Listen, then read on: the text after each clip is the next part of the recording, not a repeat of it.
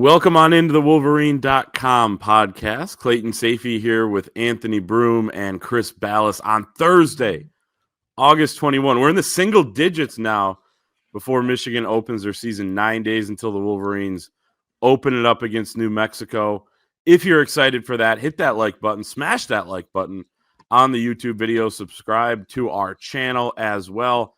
And we'll have you covered all season long and beyond. But over at the Wolverine.com, you can use the promo code UM1 right now for 2 months of premium access for just $1. That is UM and the numeral 1.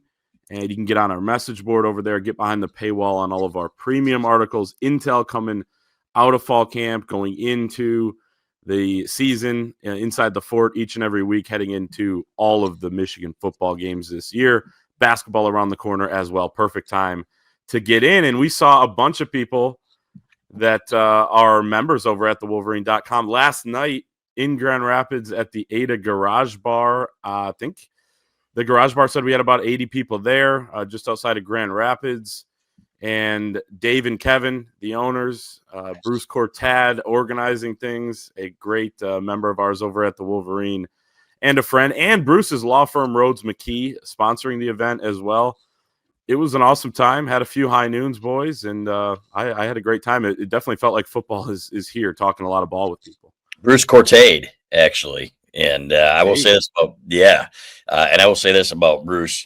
It's funny because I was like, hey, Bruce was a cheerleader at Michigan. I didn't get to finish my story about what an unbelievable gig that was for him back in the day. So hanging out with all the cheerleaders, and a great guy, one of our favorites, and just a special group of people on the West Side, man. I see Corey back there, the guy who I've been waiting to meet for a long time. People that we saw in Washington.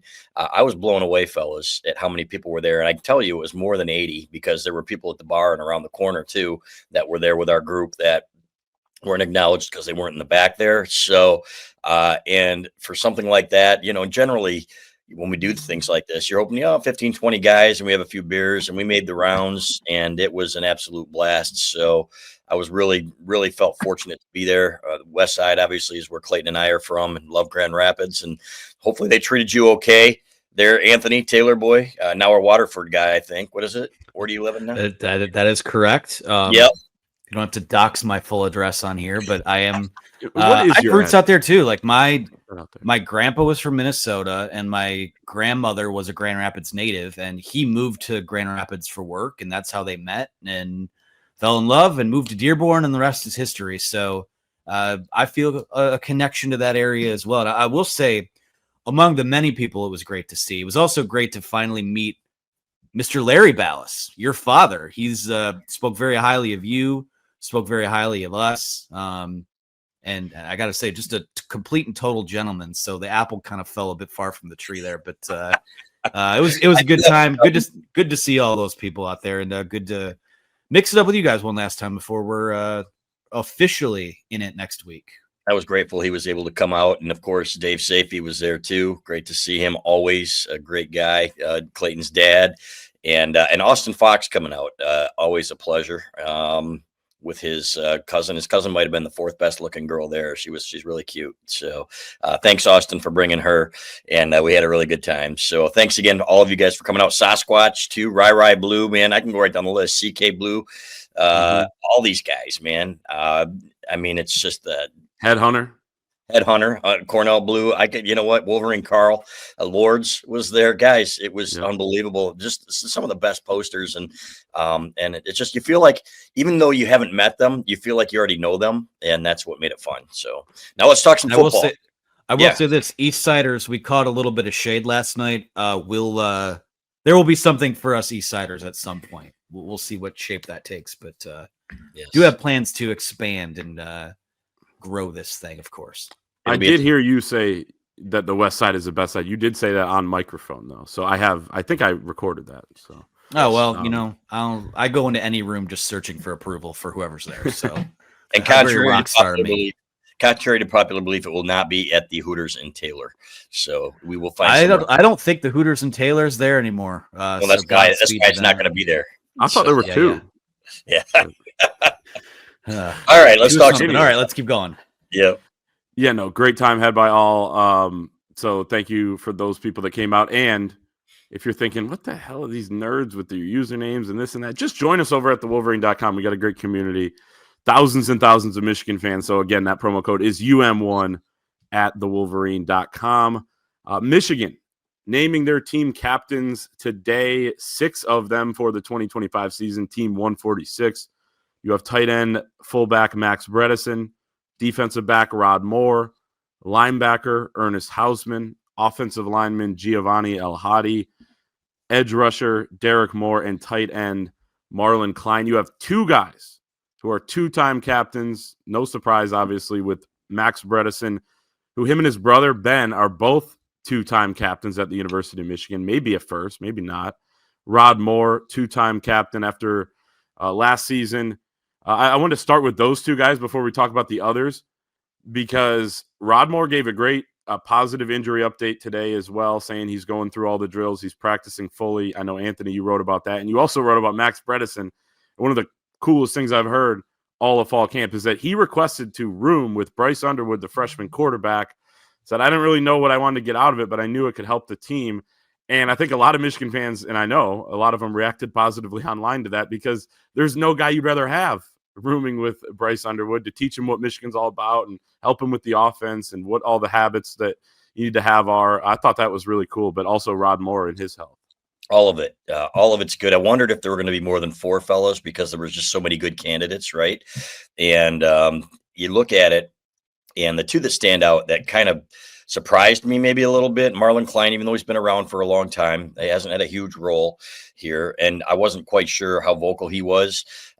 So, and in fact, if I said if there was a third, I thought it might be Davis Warren, given what he's given to the program, and of course he's been kind of out of the loop, rehabbing and stuff like that. But so is Rod Moore. Rod Moore was an obvious one, and then with Derek Moore, that is an absolute. That's huge. That just shows how far he's come from his freshman year. I remember seeing him a couple times really frustrated on the sidelines as a freshman on road games, throwing stuff around when he didn't get into the games and stuff like that. And that's like, and you're like, okay, you're hearing some things about, what he's got to really focus, and where he's come from then to now. This guy is the leader in the room. And I love that pick. And I guess one of your stories I was reading, they were chanting his name. Is that right? In the room when they were waiting. And I thought that was just amazing. So love that. So, and Giovanni El Hadi is a guy that guys for a long time have been waiting to get more vocal and to become that more vocal leader. So he had a great offseason. He's really, really put on some good weight. And I think that's a great sign too. So love this group of guys. Hearing great things about the team, which I'm sure we'll talk about here pretty soon. But and I love that story too about Bredeson rooming with Bryce Underwood. You're right, Clay. Couldn't be better. A guy to show him the ropes, a guy who bleeds maize and blue. So really like this group. Yeah, the first thing I'll say, just a little bit inside the process. Typically, they will vote for 4 captains, but because Rod Moore and Max Bredeson are returning guys from last year's team, they decided to still vote for 4, leave those guys be. So 2 on offense, 2 on defense. Obviously, it's a huge honor. Congrats to all those guys. The media contingent that was there, because all of us have been through more than a few of these at this point, kind of made a little small pact to, hey, maybe let's not ask questions today of, well, what's it feel like to be a captain? And I feel like those always slip through here and there, but got a lot of good stuff out of those guys. And to the Bredeson and Underwood thing, quick.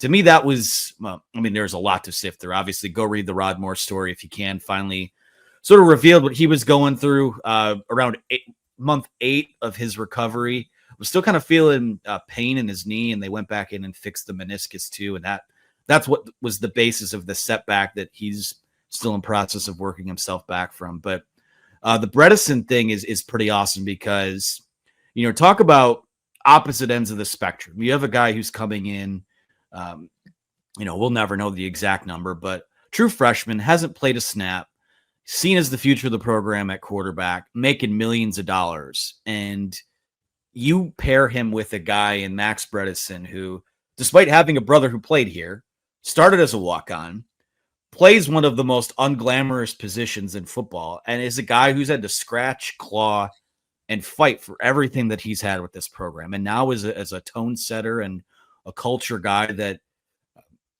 Bryce Underwood spending a month with that guy is awesome. And there are benefits for Underwood for that. Bredeson said there's also benefits for him getting to know that guy. So, your quarterback is always kind of the de facto leader of a team, but I just think it's an incredibly selfless sort of thing and speaks to the culture that, this is why you brought back a Max Bredeson, to be that, pass the baton to that next generation, set a standard. And, you have a guy who spent most of his camp as a 17-year-old learning from a guy who has been through the wars and has been, one of your grittier players. I think that's a pretty damn cool story. And kudos to everyone that was involved in making that decision. And they're there in the hotel for the majority of camp, and you got your queen bed, and if you're Bryce Underwood and Max Bredeson's across the room from you, what do you ask him? Like, how did you make Jack Sawyer cry? Or, what would you ask Max Bredeson? He's seen a lot of things, Well, I will say this. They both said that he said that they both found out they're Cheez-It Grooves guys, which so am I. So now we all have they better be Cheez-It people. Sharp white you got cheddar. an opportunity here. Yeah, yes, sharp sir. white cheddar. Yes, ma'am. Those are the best. It doesn't get any better. My memory of Max Bredeson is he was picking on the safety last year, and that was the reason that Alex Orji had his big run was because the safety was so intent on getting back at Max Bredeson for making him his bitch on a previous play that he wasn't paying attention to his assignment. Those are the little things that win football games. And that was, I will go back and watch that play, guys, if you haven't seen it. And you're going to see exactly what I'm talking about. But we knew he'd be a captain. We knew that Rod Moore would be a captain. The other four, again, great honor. And I actually kind of do like hearing their stories, who'd you call first? And, you see guys tear up when they talk about what it means to them.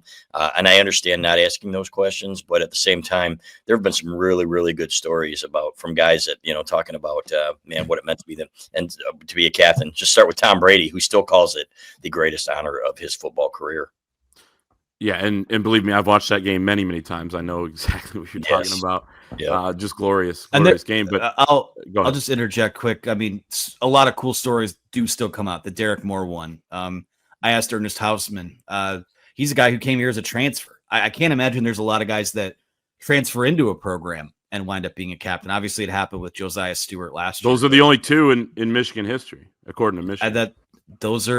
Those are incredibly cool stories, and those kind of come out naturally. So that was a lot of fun to hear. A little bit different sort of flavor on some of it this time around.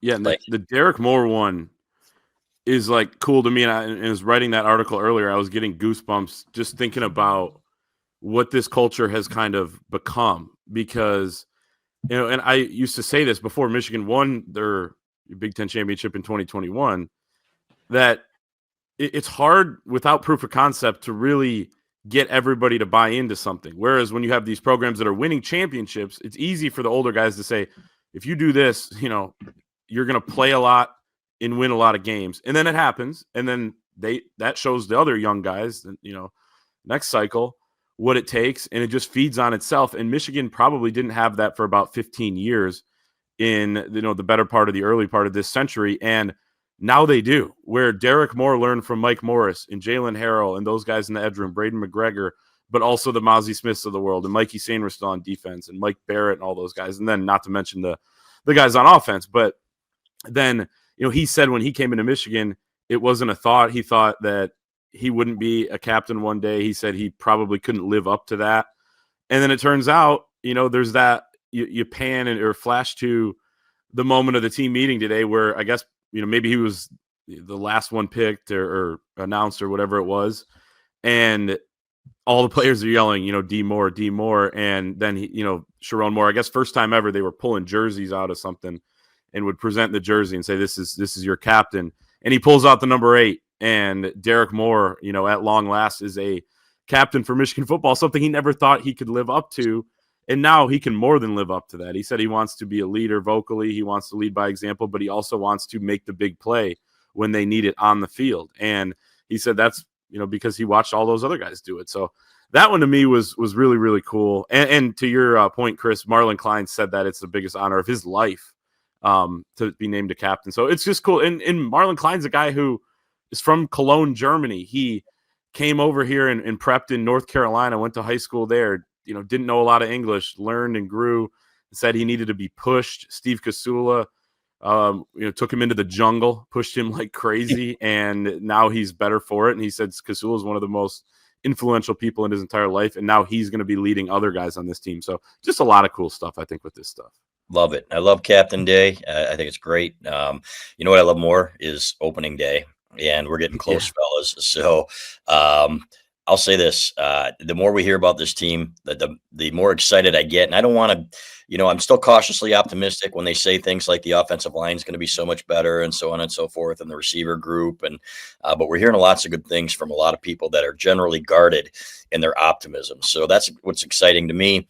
And when you look at these guys, and then the guys who aren't captains, Davis Warren was a guy who I thought could have been a captain, right? And these guys behind them, Mikey Keene, he just got here, but he is a leader on this team, even though he's been kind of limited as a quarterback. There is so much character on this team that you just get the sense that the leadership is going to be really, really good. Yeah, I would echo all of that.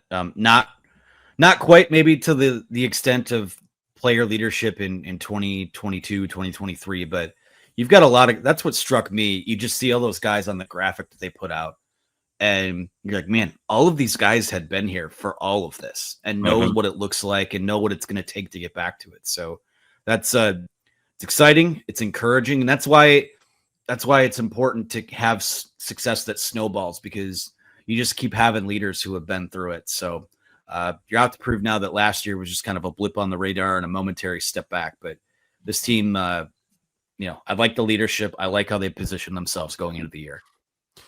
Yeah, I was talking to Phil Steele about that, the college football expert who writes that magazine every year, the Bible, so to speak. And he said, I asked him, Michigan's got 2 captains back, 9 assistant coaches, head coach back. He was hired late January last year. There was just a lot going on last offseason. I said, how far can that go? And he said, he gave me some examples of teams who had a ton of transfers, and the season's not going the way they want it to, and the bottom just falls out.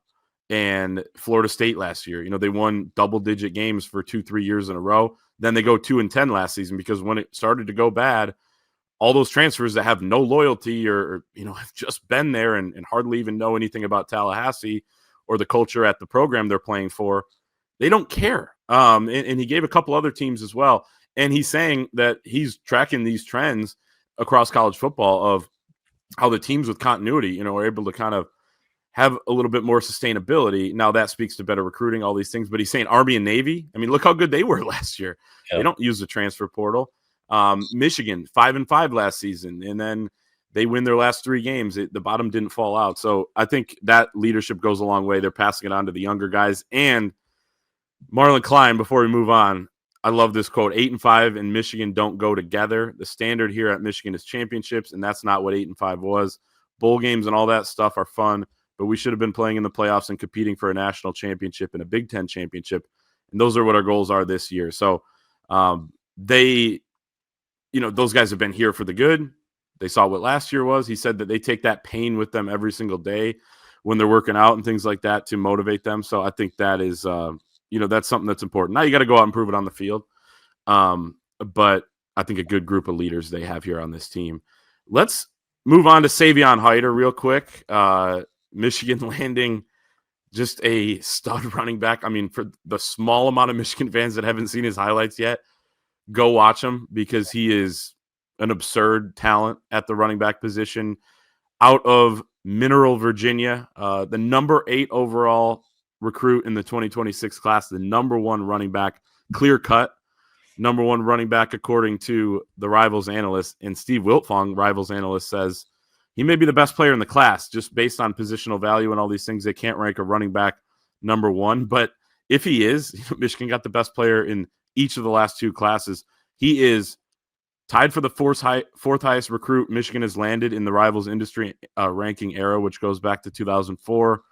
Behind Jabril Peppers, Rashawn Gary, and Bryce Underwood. He's tied with Dax Hill. He's the highest rated running back Michigan's landed in that era. He's the 2nd ever 5-star running back Michigan's landed in that era. Kevin Grady, the other one. We don't need to talk about that. But just a huge land, and Michigan's got 4 5-stars the last 2 cycles. The 2 cycles before that, they had 0. Money helps, the Ellisons help, but yeah, they're rolling on the recruiting trail. They are, and if anybody's been paying attention, I've been confident on this one, and I'm not one of the recruiting guys, and our recruiting guys are elite, and they do the job here.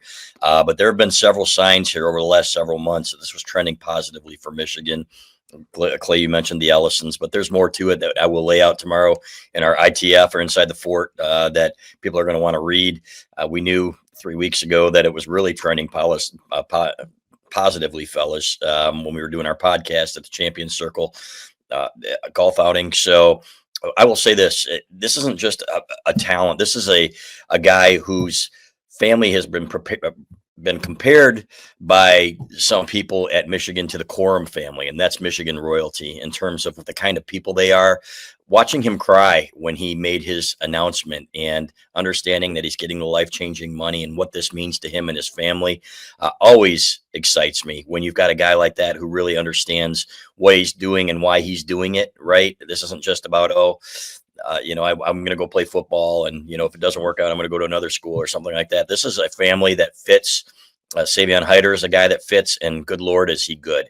You watch him run, and he's a special talent. So, but where would you rather go, guys, if you're a running back recruit than a place like Michigan? Yeah, they're going to throw the ball a little bit more with Chip Lindsey, but they are flat out going to run the ball. And when it comes time for the fourth quarter, they are going to lean on their running backs, and running backs want to play here for that reason. So another huge get. I'm really happy for Tony Alford, Michigan running backs coach, who came here from Ohio State, and they all said, he can't close on the big guys anymore, so on and so forth.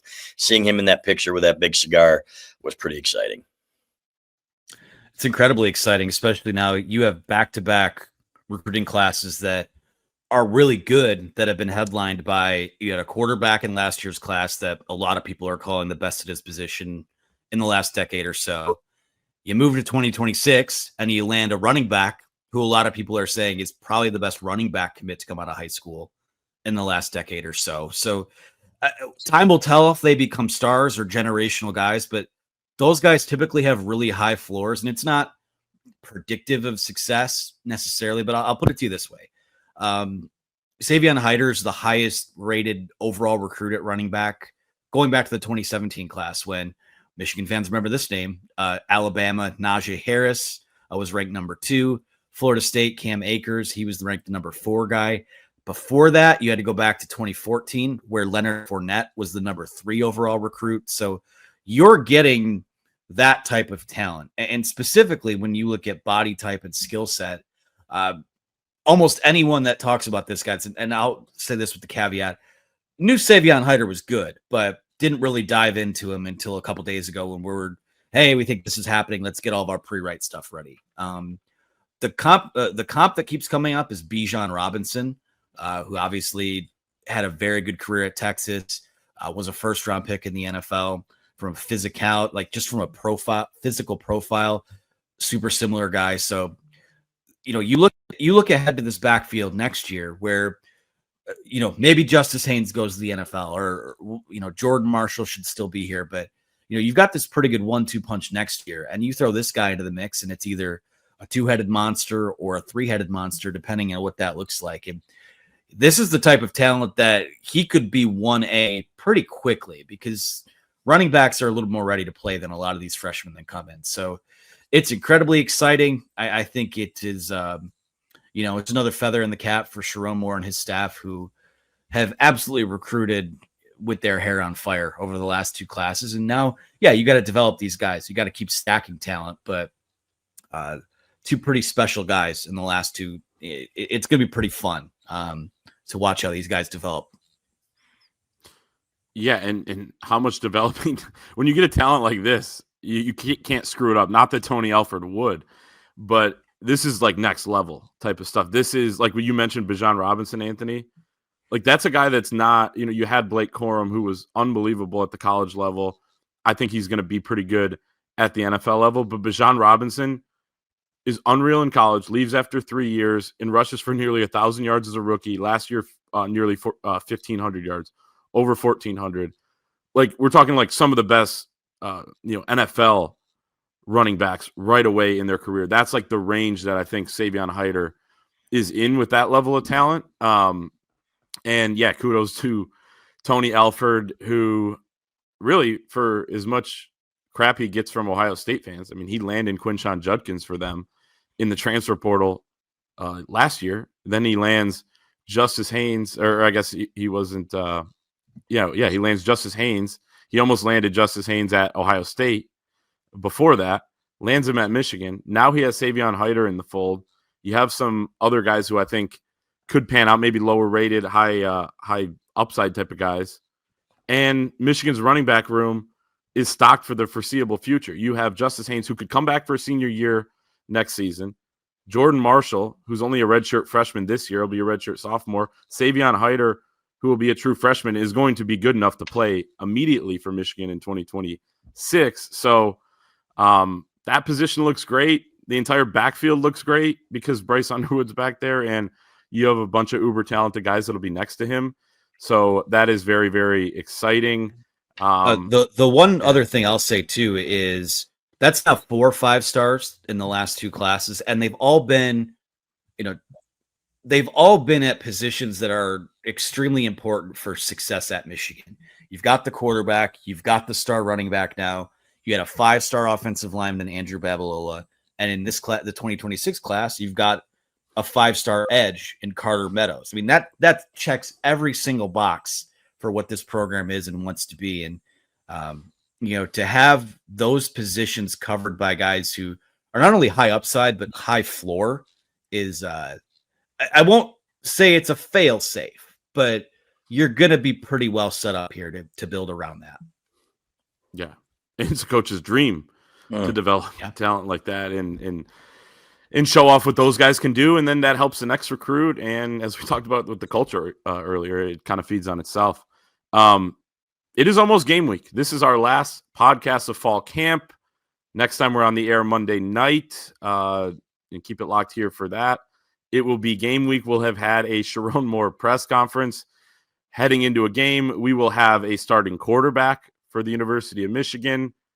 It's going to be Bryce Underwood, but they will announce it officially on Monday. So very exciting. Anything from fall camp that has kind of stood out from you guys or made you question things or makes you feel better about this team as we kind of wrap that up?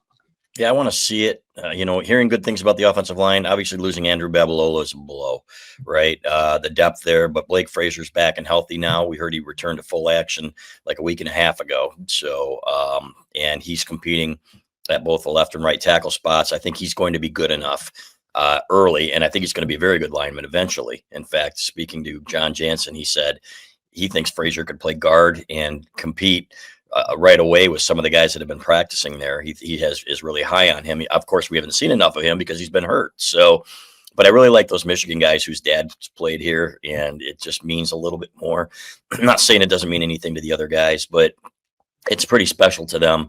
And so I think Fraser, who, by the way, looks huge, guys, can't believe how big his arms have gotten, but being in the mix there and having him back helps there. So Bryce Underwood, everything we hear about him as he continues to improve, he's going to be the guy. I don't think that's going to be a big secret to anybody when they announce it on Monday.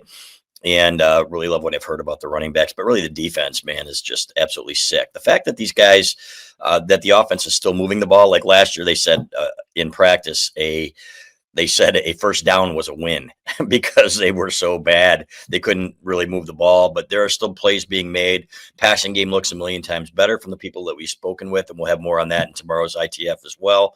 So stay tuned. Come on over there. Sign up at thewolverine.com if you haven't, and lots of good stuff to report on. Yeah, I mean, it's all the whole month leading up to the season is all, I won't say it's all hype, but everyone's in the best shape of their lives. Everyone's excited for the year. Everyone's ready to put last year behind them. But, this feels like a team that knows that it can be pretty good, but isn't going into the year with a big head. They're most people don't have them in the top 3 of the Big Ten, which I think is that's a bit of a chip for them, especially after the way that they ended last season. Other than that, just in terms of specific guys, I think that, we know guys like Justice Haynes, Jordan Marshall, Donovan McCulley are going to be pretty good. I think someone asked us last night when we were doing our little panel at the the Grand Rapids meetup was, who are guys we're not talking about, or maybe under the radar guys on offense that could move the needle and maybe take this to the next level. I'm buying hype on how Samaj Morgan might, be used in a Chip Lindsey system. I think that he's done some really creative things with slot guys over the years. I think he has more to give. And the guy we talked about as a captain, Marlon Klein, I think could have a kind of a late career surge similar to the way that a guy like Luke Schoonmaker did. So I think that we're going to find out in that first month that there's a little more talent on this team than maybe we thought on paper heading into the year. As far as buzz for a season opener against a group of 5 team, because you're playing New Mexico, it is pretty high, mostly because of Bryce Underwood's debut. I'm trying to think of what would 2021 Western Michigan comes to mind because everyone could come back to the stadium, but it wasn't because of, there weren't high expectations for that team that ends up winning a Big Ten championship. 2022, you had quarterback carousel, right? You had Cade game 1, JJ game 2. So a lot of excitement. 2023, that was the run it back year, East Carolina. People were excited. I'm thinking back of, you didn't have really an opener in 2020. No one could go. 2019, Middle Tennessee, new offense. 2018, it was not a group of 5 opponent. This is as high as it's gotten in recent years, I feel like. And a lot of it is because number 19 is going to be out there. You know what kind of reminds me of is JJ's first start. I think it was against Hawaii. Yeah. So mistaken. Like game 2 of that. Yeah, exactly. And people were coming out, and there was a bigger crowd than anybody would have expected because they all wanted to see JJ McCarthy in his first start. The game started at 9 p.m. or whatever. Yeah, it did. Yeah. And nobody left. And it was a crappy opponent. And we got to see JJ McCarthy's coming out party. So hopefully it'll be the same for Bryce Underwood against New Mexico. I think people are going to find out quickly what this guy is all about. I expect him to have a big game against New Mexico. Of course, we'll talk about that next week, but that's what it reminds me of. And I'm excited for it. I know you guys are. And, I'm not a big night game guy. I'm an older guy. I like to be in bed by midnight. Johnny Carson's not on anymore. You guys probably don't even know who that is. So I'm not watching late night television. Yeah, exactly. So anyway, regardless, but I'm looking forward to this. I don't even mind staying up till 3:30 or 4 to write this one because this is the start of what I think is going to be a special era for Michigan football. Even if they don't make the playoff this year, or if they do, the next 2 years after this, I think are going to be very, very special. I'd go back even further. I mean, I know the first game of the Harbaugh era was that weird Thursday night game that they played at Utah, which it's wild that they even knowing now that they've refused to play on Friday nights and stuff. It's wild that they even wound up in that game, but that Jim Harbaugh's first home game when they put it to Oregon State, that was as hyped a home opener as I can remember. So, it's last year was the kickoff of a new era under Sharon Moore, but this kind of feels like the kickoff to a potential coming out party for what his version of the program looks like. So, I'm excited. Those night games, those are what I call 2-3 coffee days. Depends on how it all shakes out, but you'd have it no other way, and you're just going to have to get in that battle rhythm early on because we got 2 of them right off the bat. I wish I hadn't given up for drinking pop, guys. I'm going to be needed some caffeine. Oh, you had your last one again? I had my last one just this morning. So I love it. Just in time for the season. Yep. And guess what? Chris will be up there at 10:48, and he'll be finishing up a pop before we go to the post-game press conference. It'll be great. But it'll be the last one. It'll be the last one till the Oklahoma game. Exactly. Week. Yeah. Or Monday. That's going to be our show. Like we said, our next show will be Monday. Keep it locked on the YouTube channel here at the Wolverine for all of our content throughout the season, press conference video, all that. Subscribe to the channel, hit the like button on this video, and head to thewolverine.com. We got you covered with all the latest on Michigan football, basketball, recruiting, NIL, transfer portal. You can use the promo code UM1 right now. 2 months of access for just $1. Great deal. That is promo code UM1. And we'll see everyone next time.